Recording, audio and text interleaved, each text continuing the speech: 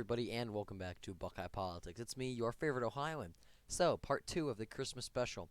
I am happy to announce that Political Thoughts, his idea 1, I'm going to start doing it now because it was so hard to pick, like which scenario, which election I liked more, because you guys both listed your who you wanted to run against each other. So now I'm going to do whoever gets the most likes on their comment, and also is not a bigger channel than me. Those are the two requirements now. So it's whoever gets the comment with the most likes, because I don't. You guys can like comments.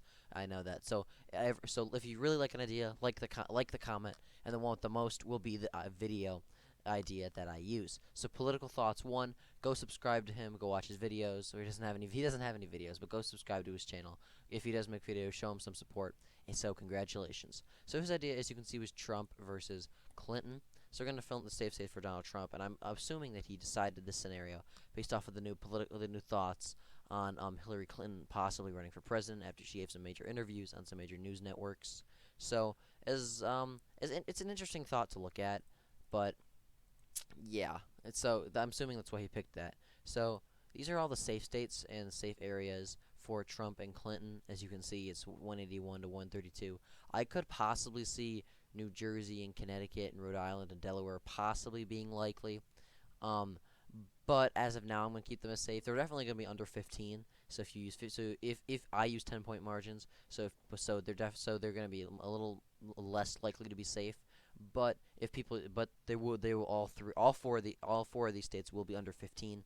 So yeah, keep that in mind. They say stay safe, but they're definitely going to be much closer than they were in 2020.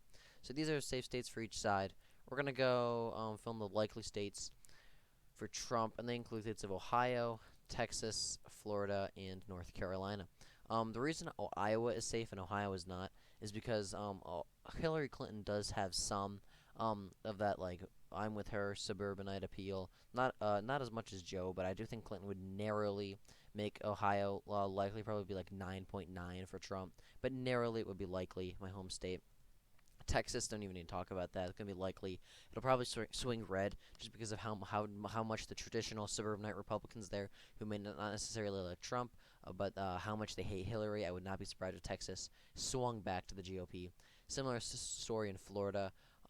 If Hispanics are trended right based off of socialism against Biden, they're definitely going to trend right against Trump's rhetoric on socialism against Hillary. And plus, she's just not all that popular, so I doubt she'll be able to gain all that much support back. In the state of North Carolina, it's a traditionally Republican state. It was almost likely in 2016, so in an anticipated red wave year, I see zero reason that North Carolina cannot be likely for Trump again. Clinton's likely states include the states of Virginia, Colorado, and probably New Mexico. New Mexico, I'm not sold on. Could be Liam. I'm going to put it as likely. Virginia would probably swing to the right, actually, as Virginia might be close to safe, but I think just because of national environment, it would keep it likely. It would probably just be under safe though, because Clinton would actually has a decent amount of support in the D.C. metro area. There's a lot of suburbanites there that actually kind of like Hillary Clinton. And similar story in Virginia Beach. Although Trump would really get that traditional Republican vote in the rural areas and parts of Virginia Beach, he would also do very well in those parts, making it barely likely, but really not all that competitive. Colorado, New Mexico, similar stories. Colorado's a left-turning state. Just because Clinton's so unlikable, I could see it possibly being a little more competitive, but really Clinton's going to win it, no problem. New Mexico would probably be close to being lean, probably it would probably go to Clinton by about 5 to 6 points, but really not all that really much closer than these two other states because of Hispanic trends and Hillary's unpopular, just her being her.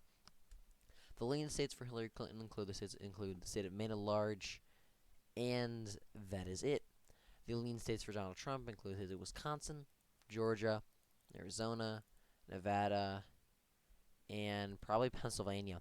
These are all states that are pretty much red trending states, or except for Georgia, all these states are pretty much red trending states. Georgia's going to probably go red one last time against Clinton, just because Trump would really get that traditional Republican suburban vote against Hillary, he'd really get a lot of those voters back who maybe voted for him in 2016, but they didn't really like him. They would definitely vote against Hillary again. And with suburban trends starting to look after Virginia and New Jersey's elections, they're looking like they're slowly starting to favor the GOP again. It looks like the suburbs are taking a swing back.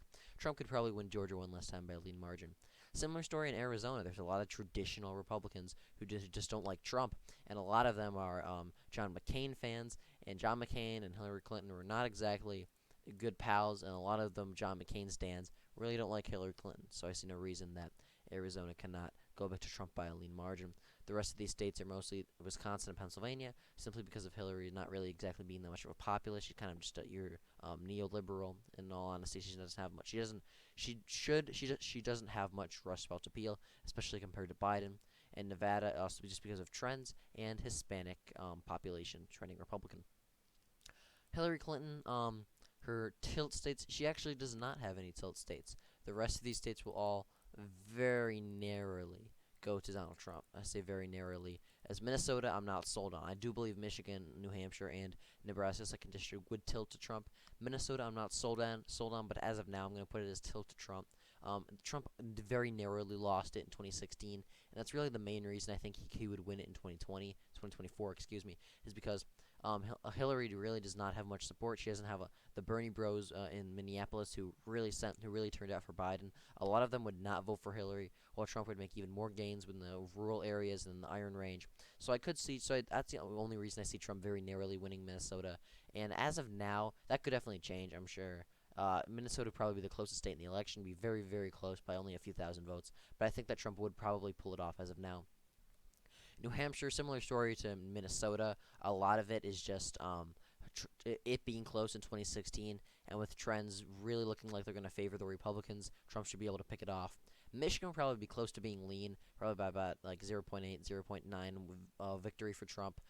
A lot of those suburbanites outside Detroit we talked about yesterday, they would turn out for Trump heavily. Trump would win back some white working class support in near like Grand Rapids and that part of the state, and the northern rural areas would turn out in even heavier margins, similar to the ones we saw in 2016 and 2020. Nebraska's second district would tilt to Trump, mostly because of suburbanite trends turning against Hillary Clinton, and redistricting making about a point more Republican. So it should be enough to make it very narrowly go to Trump. So with that, this is the 2024 prediction between Trump and Clinton.